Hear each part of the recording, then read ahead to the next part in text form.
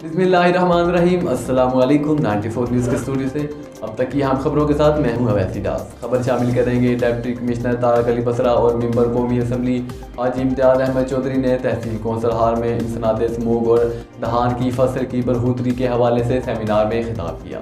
तफसीलात जानेंगे हमारे नुमाइंदे उमर अशरफ से। जी उमर अशरफ, आगाह कीजिए।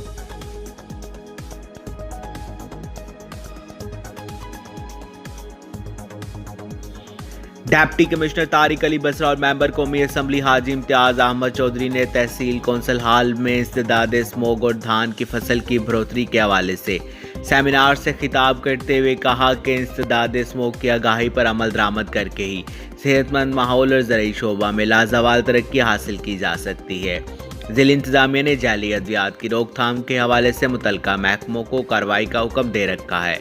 इंसदाद स्मोक के हवाले से उन्होंने बताया कि हुकूमत ने स्मोक को आफत का दर्जा दे दिया है और इस आफत से बचने के लिए किसान हुकूमत और इंतजामिया के साथ मिलकर कलीदी किरदार अदा करें ताकि शहरियों को सेहतमंद माहौल और आलूदगी से पाक ज़रूरी शोबे को फ़रोग़ मिल सकेगा।